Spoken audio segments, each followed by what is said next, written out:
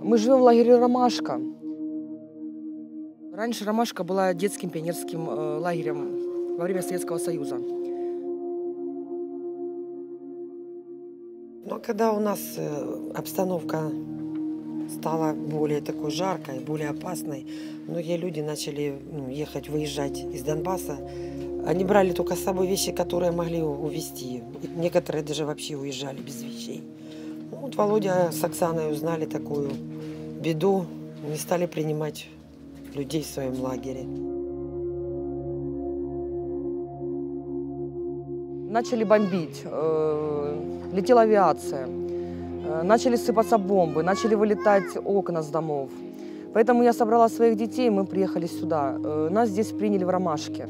Страшно было уезжать, конечно. Это тяжело просто передать. Это боишься не сколько за себя, сколько за детей боишься. И за внуков боялись.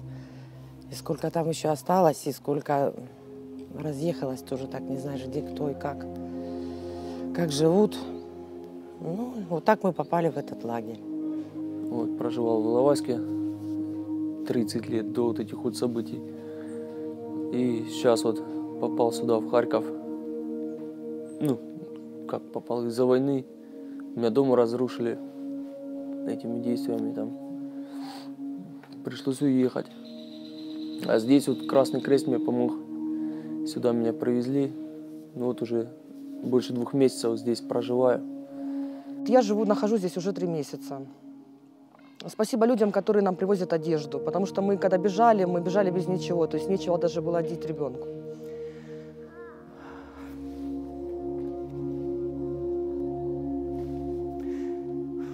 Это очень страшно, когда дети маленькие, когда кричат.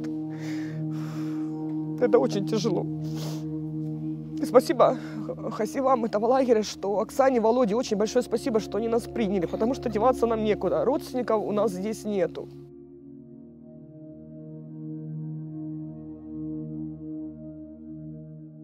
С тех пор, как начали принимать людей сюда, это где-то в мае месяце, вот уже через лагерь прошло почти 2000 людей.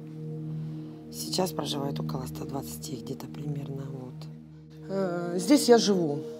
Здесь мы спим, мои дети. Вот обогреватель, который мы греемся. Ну, в принципе, эта комната подобна другим. Есть чуть-чуть больше, есть чуть-чуть меньше, но в основном комнаты такие. Живут по 2, по 3, по 5, по 7 человек в комнате. Но очень холодно. Хоть и здание кирпичное, но ночью холодновато, надо греться. Лагерь находится в не очень хорошем состоянии. Он старый. Многие вещи выходят уже из строя. И вообще-то это летний лагерь, он не предназначен для зимнего отопления. Вот они краны, мы здесь моемся. Холодно, сквозняк, дверей нету. Очень холодно. Деток моем, естественно, в комнате, в тазике кипятим воду. Ну, а сами здесь, потому что в тазике не помоешься.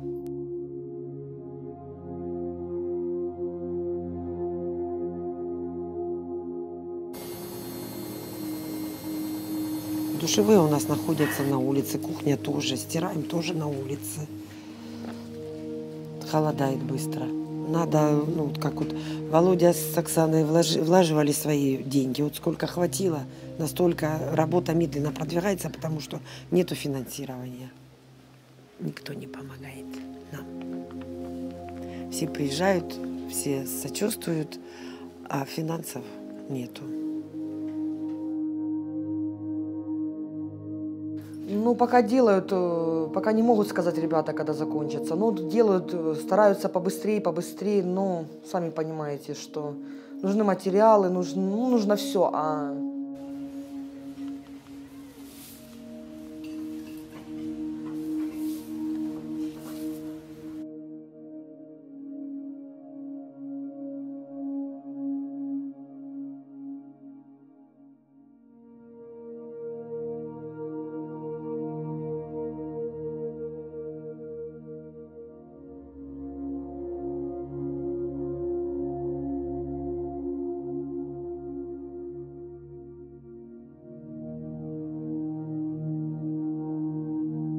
Скучаем по дому, конечно.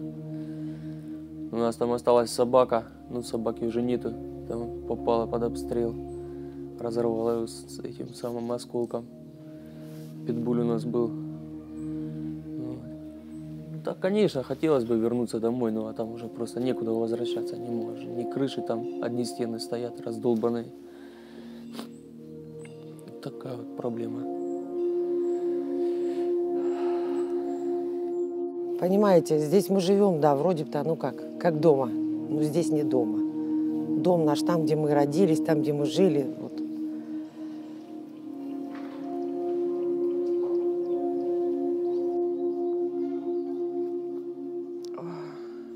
Что дальше, честно говоря, не знаю. Куда дальше вообще? Все, я не могу.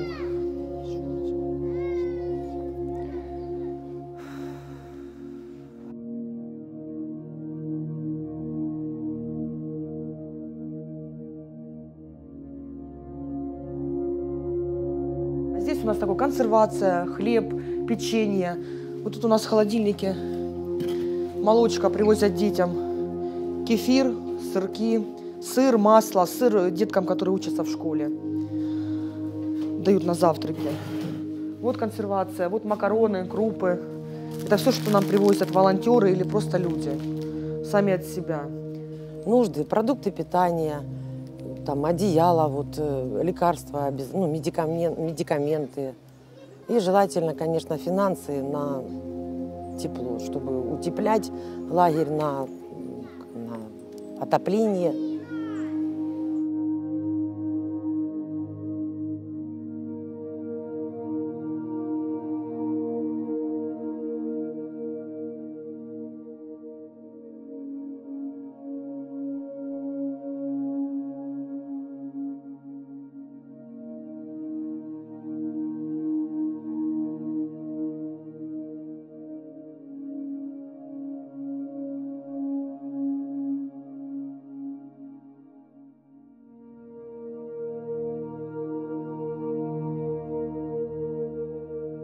Спасибо большое людям, харьковчанам и волонтерам, которые помогают нам. Не забывать, что в Ромашке есть люди.